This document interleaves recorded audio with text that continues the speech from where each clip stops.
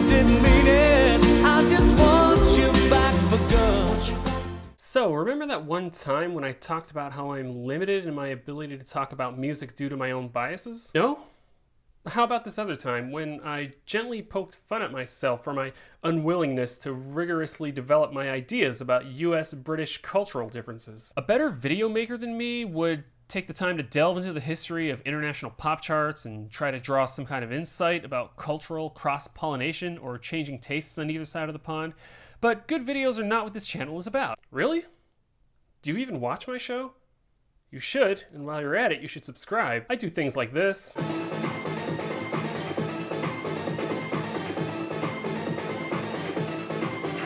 This.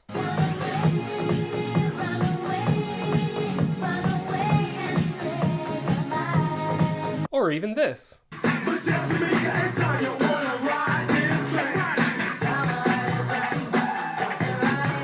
But enough. You didn't come here for a clip show. You came here, presumably, to listen to someone talk about Take That. Despite having such a tenuous command of the subject and or limited confidence in my video skills that all I've been able to do so far is waffle about showing you clips from old episodes. Look, I might as well come clean. I'm the wrong person to be talking about Take That. Sure, I might know who they are, I might have wasted untold hours listening to their music, and apparently I crammed a year's worth of research into the past week for this episode, but none of that qualifies me to render judgment on the kind of bona fide cultural phenomenon this group was, because these guys were big. Like once in a generation big. Bigger than what you were into at the time. Bigger than anything in the business. They were stars in a way that almost no one ever gets to be. You cannot overstate just how monstrously huge they were. It's just that none of their stardom happened in my country. So, what qualifies me to talk about them? And what makes me think I can do justice to a topic that I so did not experience firsthand? The answer is nothing, and screw it, it's my show. No one's watching anyway. But speaking as an American, I think the most trenchant perspective I can offer on this group is this question. Why did Take That not catch on in the States? There's always a reason, right? Or one of several possible reasons. But what's the reason? Well, let's look at how they started.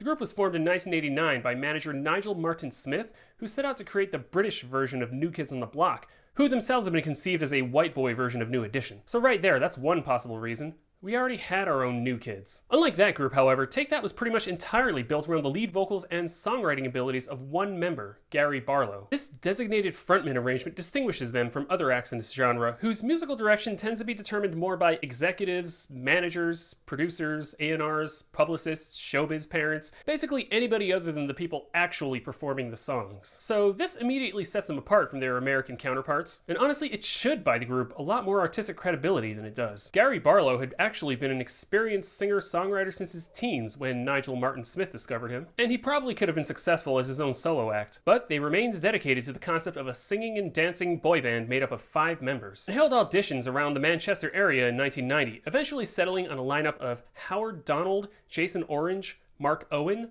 and Robbie Williams. You don't need to remember any of these names besides Robbie Williams, by the way. In fact, I've already forgotten them. I'm pretty sure none of their names will come up in this video again unless one of them leaves the group. Regardless, this lineup of Take That got their big break performing 2 Gary Barlow penned songs on the ITV program The Hitman and Her, which is probably the single most British sentence I will ever speak on this show. The group's first album, Take That and Party, released in 1992, wasn't an immediate success, and the first single, Do What You Like, written by Gary Barlow and producer Ray Hedges, only got up to number 82 on the UK single chart.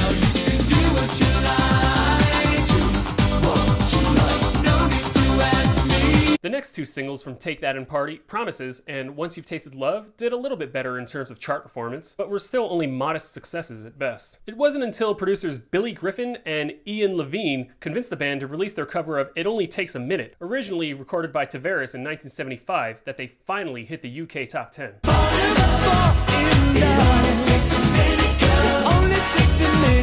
I should mention something here, and this probably has to do with why they never crossed over to the United States.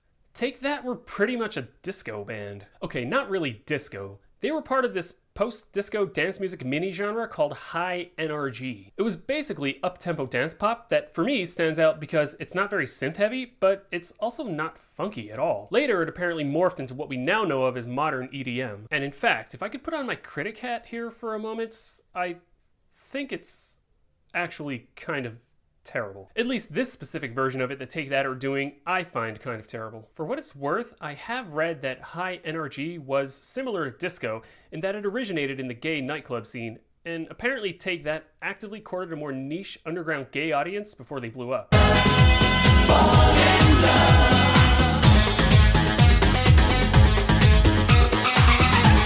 Yeah, apparently this High NRG stuff only ever got big in Europe and never really took off in the United States. I'm not sure why this is, whether there was just more nostalgia for disco in the UK at the time, but in America, all you ever heard was that disco was deader than dead. We had long since moved on around this time to more hip-hop influenced pop genres like New Jack Swing. Take That attempted those kinds of sounds sometimes, but their main focus and greatest successes in Europe were definitely more on the up-tempo dance pop side. So here you have this boy band from the UK, complete with their very own in-house songwriter, making music in a genre that is basically considered dead in the United States. So no wonder they didn't cross over right away. It would have been weird if they had. Maybe they weren't even really going for that kind of audience. But in the UK, the last 4 of 7 singles they released from the debut album all hit the top 10. Sweet heaven, baby, all the wings of love. And once Take That's career got rolling, their success in their home country just skyrocketed, even as the United States stubbornly continued to tune them out. Their second album, Everything Changes, released in 1993, included 4 consecutive songs that hit #1 in the UK singles chart: Pray, Relight My Fire, Babe, and Everything Changes. According to some sources I've read, this accomplishment made them the biggest male group in that country since the Beatles. When have you been? Apparently, it's impossible to exaggerate how big they were in their native land at this time, which makes the continued indifference of American audiences even harder to explain. They do seem to be consciously moving away from the High NRG sound of their early singles in favor of more ballady material and mainstream dance pop. You know, every single day I'll be thinking about you, girl.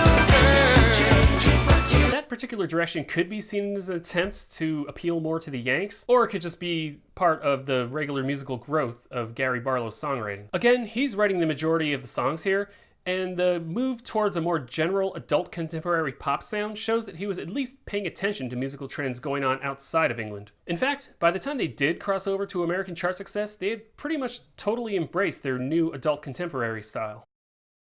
Take That's third album, Nobody Else, was released in 1995, and around this time is where we should probably start talking about Robbie Williams a little more.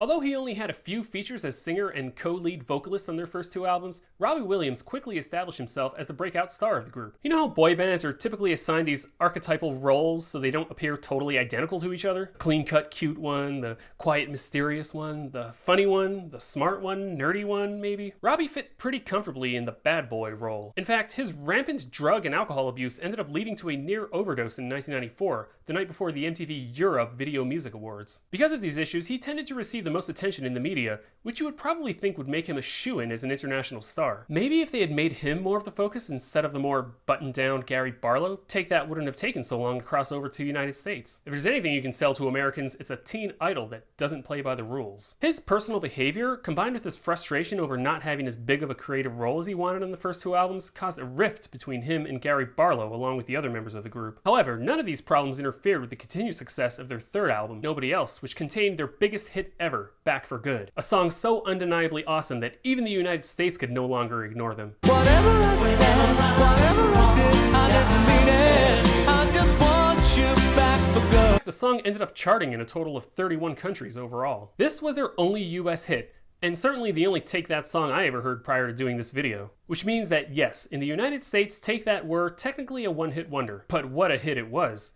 On the adult contemporary chart, it got up to #2, runner-up to As I Lay Me Down by Sophie B. Hawkins. And on the Hot 100, it got up to #7. Even if you weren't around when this song was a big hit, you might remember it if you've ever watched Spaced or the UK Office, both of which used this song in their series finales. See, I want you back for good. My ignorant American opinion is that this is easily Take That's best song. The falsetto hook and the call-and-response chants in the chorus really liven it up and elevate it beyond your typical adult contemporary pap. So complete in our love, we will never be uncovered again. Honestly, Gary Barlow was not the most dynamic songwriter a lot of the time, so I can understand Robbie Williams' frustration with not contributing more than he did. Although the one song on this album he did contribute writing to, called Sure, shows a very slight hip-hop influence that the group otherwise never even approaches for the most part.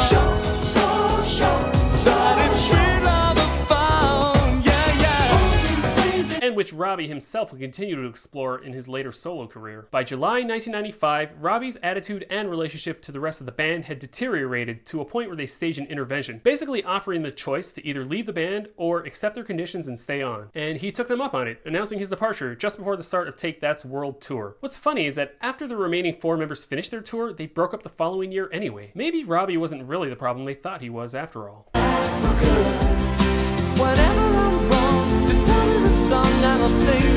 Take That broke up in February 1996, and if you know your history, you will notice that this was just 2 months before the debut album from a new little group called the Backstreet Boys. Quit playing games with my heart.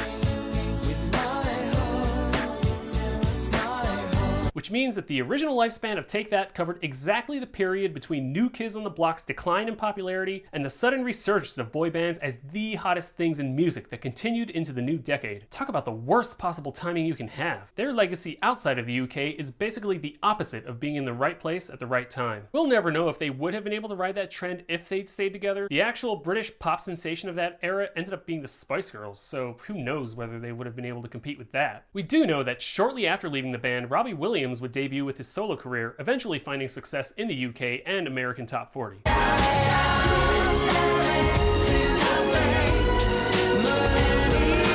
But when Gary Barlow went solo, even writing a song with the ascendant Max Martin, his legacy of failing to connect with American audiences with his songs just continued unabated. You know what? Maybe I'm putting too much significance on Take That only being successful in their own country. Nothing that I've seen or read from the band or their management indicates that they had any regrets about not being bigger here. Maybe being the biggest group in England for half a decade is all the success anyone ever needs. Their fans have seemingly stayed true, as they've embarked on reunion comebacks, first without Robbie Williams and then with him in 2006 and 2010. And to date, they've released more post-breakup albums than they did during their original run. But if I ever had to speculate about why they never caught on here, honestly, I just don't think their songs were all that good. Other than being out of step with the trends in the United States, yeah, they weren't going to break through with the material that they had. Most of it sounds like a pale imitation of what was popular in the mainstream at the time. The arrangements and the production aren't bad, but the hooks tend to be kind of weak, leaving an overall impression of being kind of bland and boring. It all comes off a bit too clean and polished. Now granted, this works wonders on Back for Good, but by this point in the 90s, adult contemporary was such a crowded market that you need a little more going for you to really stand out. I think in America, we like our boy bands to have at least a little bit of an edge. Go back and listen to some of the Backstreet Boys' more upbeat hits. For all the crap they got for being soft, safe, pretty boy commercial products back in the day, their songs almost kind of, maybe not really, sort of rocked.